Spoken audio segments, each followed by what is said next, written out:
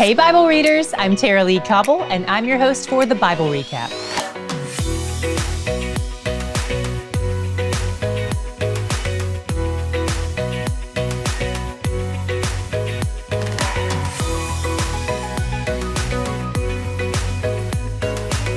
The major prophet Daniel lived through some of the most well-known Old Testament stories and wrote some of the most perplexing Old Testament prophecies. Before we talk about his book, let's talk about him as a person. Daniel's life and ministry span the entire 70-year period of Babylonian captivity, and he was one of the people deported. He handled his circumstances well, though, really well. He was a man of prayer, faith, courage, and integrity. And Ezekiel, another major prophet who lived during the same time period, had only good things to say about him. As for his book, the first half is filled with stories we know and love, and it's referred to as hope literature. The back half of the book is filled with apocalyptic prophecies, so this is sometimes referred to as the apocalypse of the Old Testament. What does that word mean anyway?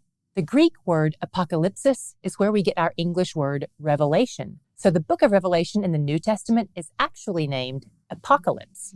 We associate that word with destruction and war, but its original meaning is quite different. It means to reveal or to unveil things previously unknown, hence revelation.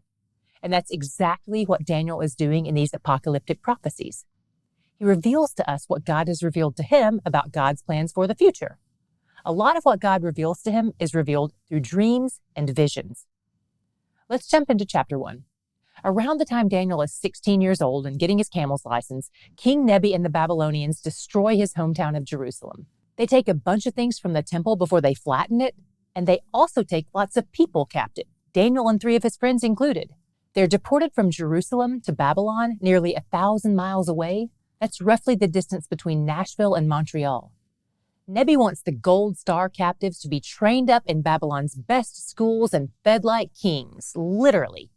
This isn't a generous move on Nebi's part, though. It's how captors make their captives loyal to them. It's indoctrination, and its goal is Stockholm Syndrome. Then, after the captives are sufficiently indoctrinated, they send them back to their homeland so they can go win other people over to their side. For Daniel, the hard part about being force-fed like a king is that the king does not keep kosher, meaning he doesn't eat according to the Jewish dietary laws God commanded, because why would he? So Daniel puts his negotiating skills to work with his overseers and promises that he and his 3 friends won't lose weight if they avoid wine and meat. And in fact, they don't. They get fatter in flesh from their vegan diet, though I'm guessing that's not the goal of most people who do the Daniel fast. Since they don't lose weight, Daniel's overseers agree to let him and his friends be vegans. God does a lot of giving in chapter 1. He gives Daniel's overseers compassion, he gives Daniel and his 3 friends skill and wisdom, and he also gives Daniel a gift for interpreting dreams and visions. So of course, King Nebi loves Daniel. It might be like discovering you've deported Mr. Rogers.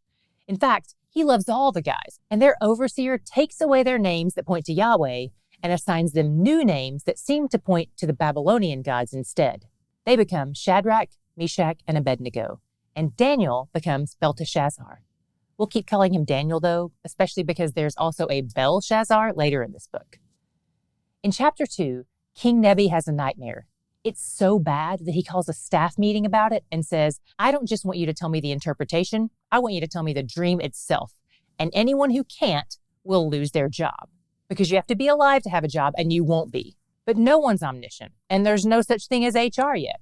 So Nebi orders that all the wise men, the whole priestly class, including Daniel and his friends, be dismembered, even though some of them weren't even there. Daniel's like, hold the phone. You need a dream explained? Put me on your calendar. I'm your guy. Then he and his friends beg God for mercy because Daniel knows that only God can do what's required. And Daniel's life is at stake, literally. God answers his prayer with a yes, and Daniel erupts in praise and gratitude. When he goes in front of King Nebi, he's the picture of humble confidence. He says, what you've asked for is impossible for any human, but God can do it, and he has. Then Daniel explains the dream and its meaning. It's a dream of a big statue made of different substances, each substance representing a different kingdom. Nebi and Babylon are the gold head. Then there are some other kingdoms in the statue's body that are decreasing in value but increasing in strength, from head to foot.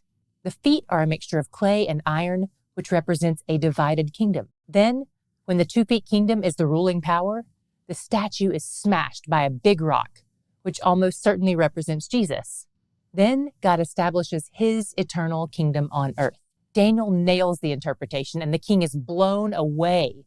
He bows to Daniel and gives him presents and a promotion, but Nebi ultimately pays tribute to Yahweh as the one true God.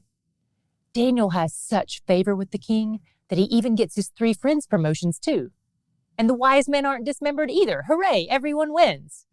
But then, in chapter 3, Nebi sets up a 90-foot gold statue. He really takes that dream and runs with it, like, God said I'm the gold head, so let's do this. Whether the statue is of Nebi himself or of a Babylonian god or something else, the connection is clear. He's making an idol of his own identity. He's so prideful that he misses the entire point of the dream, which is, your kingdoms are temporary and God is sovereign over them all. He orders everyone to worship his statue, even inviting foreign dignitaries in to join them. But Daniel's 3 pals are like, that's definitely not kosher. Despite the fact that Nebi promises a fiery death to anyone who doesn't bow down to his statue, they resist. Some people tattle on Shadrach, Meshach, and Abednego, and Nebi's furious.